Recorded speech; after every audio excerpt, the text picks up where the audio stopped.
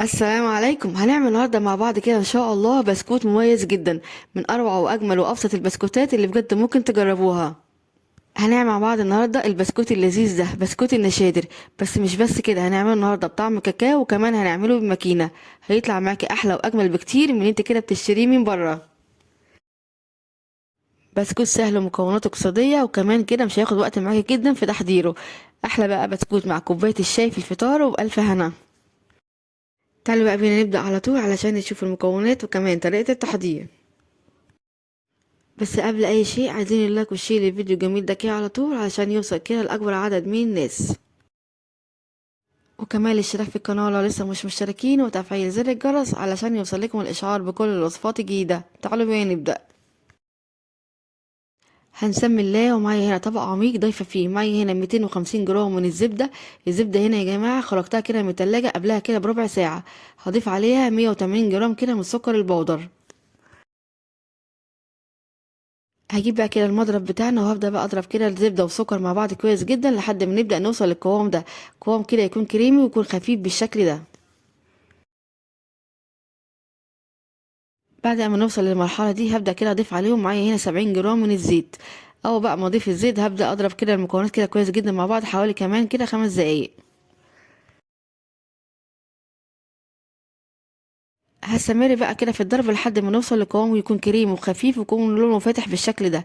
بس في التوقيت ده كده انا وقفت كده معايا المضرب وبلم كده الجوانب معايا علشان اتأكد كده ان الخليط كله يبقى قوام واحد. بعد كده هرجع اكمل ضرب كمان حوالي كده كمان دقيقتين تلاتة.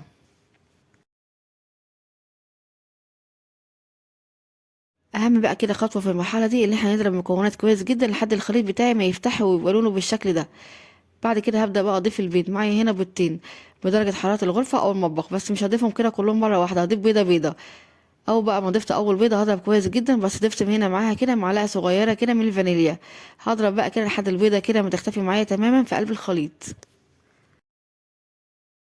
كمل بقى كده خفق او ضرب. اول كده ما البيضه تختفي معايا تماما هبدا كده اضيف معايا كده البيضه التانية. هضيف بقى معاها كده رشه بسيطه كده جدا من الملح، وهكمل كده فيها ضرب حوالي دقيقتين تلاتة، او لحد كده البيضه دي ما تختفي معايا تماما في قلب الخليط.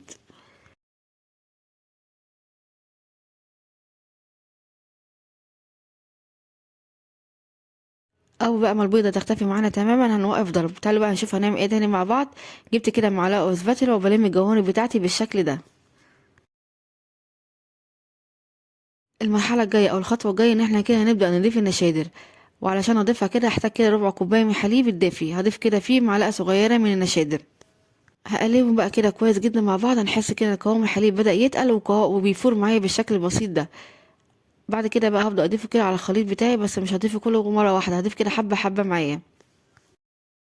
هنستمر بقى بالطريقة دي ان احنا كده نضيف كل شوية كده حبة من خليط الحليب والنشادر لحد كده ما كل الكمية اللي معايا تخلص بالشكل ده. الغرض من المرحلة دي يا جماعة ان احنا ما نضيفش الخليط كل مرة واحدة او الحليب كل مرة واحدة، لان لو ضفتيه كل مرة واحدة الزبدة هتخرز معاكي. بعد كده هبدأ اضيف كده معايا معلقة صغيرة من بيكنج باودر، وكمان معايا معلقتين كبار من النشا. اخر حاجة بقى هنا معايا كده الدقيق. معايا هنا نص كيلو من الدقيق، معايا عادل كده 500 جرام. بس هنا مش هضيف بقى كده الدقيق كل مرة واحدة، هسيب كده حوالي كده معايا نص كوباية.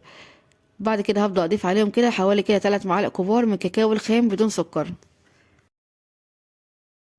او بقى ما اضيف كده الدقيق والكاكاو هقلب بقى كل المكونات كويس جدا مع بعض بالشكل ده بالسباتيولا او بمعلقة في اول كده تقليب. احنا هنا يا جماعة كده بنقلب مش بنعجن عشان البسكوتة تطلع معاكي كده دايما وناعمة في الاخر. في التوقيت ده كده بقى استغنيت كده عن الاسباتيولا، وهقلب بقى كده الخليط بايدي علشان كده اتحكم في قوام العجينه بتاعتي كويس جدا. بعد ما قلبتهم كويس جدا في المرحله دي بقى كده هبدا اضيف كده كميه الدقيق المتبقيه معايا، وكده حوالي نص كوبايه. علشان طبعا كلنا عارفين كده في دقيق بيمتص سوائل اكتر ودقيق لا. هقلبهم بقى كده مع بعض كويس جدا لحد ما نوصل للمرحله دي. بصوا بقى هنا معايا ما شاء الله كده عجينه البسكوت بقى جاهزه معانا وبقت تمام. نغطيها بقى كده ونسيبها حوالي 10 دقايق قبل ما نبدا نشكلها او نقطع عجينه البسكوت بتاعتنا.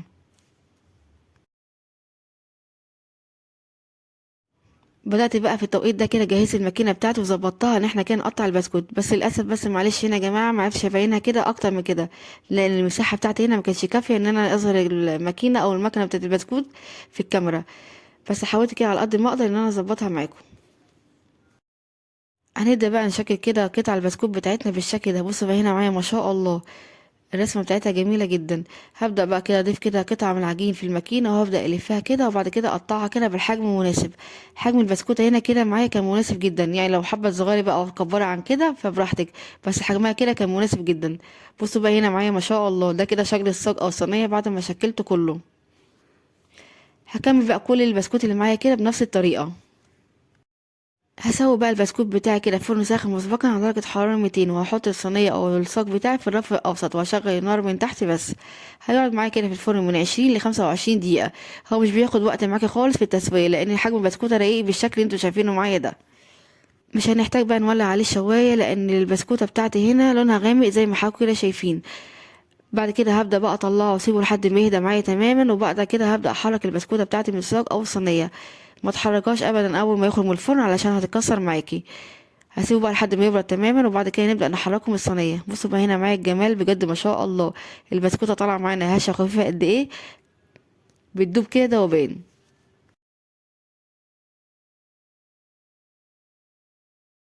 بصوا بقى هنا معايا الجمال بجد ما شاء الله، اجمل وابسط واروع بسكوت بجد ممكن تجربوه، طعمه حلو وكمان شكله احلى.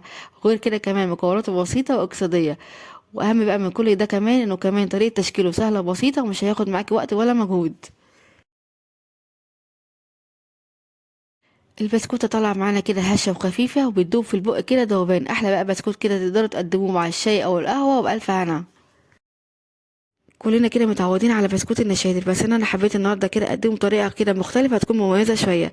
ضفت كده ليه كاكاو علشان يديله طعم كده حلو، وكمان تغيير كده في الشكل وفي الطعم. يلا بقى كده بسرعه جربوه كده بنفس الطريقه ونفس الخطوات وان شاء الله بجد هيعجبكم. هسيب ليكم كده مكونات الوصفه كلها مكتوبه في الوصف تحت الفيديو، وبالهنا والشفا مقدما لكل هيجربها. وبكده اكون خلصت الفيديو النهارده معاكم. اتمنى بجد فيديو النهارده وصفه النهارده تكون عجبتكم واستفدتوا منها. لو عجبكم بقى فيديو النهارده وصفة النهارده ما تنسوش اللايك والشير للفيديو الجميل ده كده على طول علشان يوصل لاكبر عدد من الناس. وكمل الاشتراك في القناه لو لسه مش مشتركين وتفعيل زر الجرس علشان يوصل لكم الاشعار بكل الوصفات الجديده. اشوفكم على خير ان شاء الله في فيديو جديد. مع السلامه.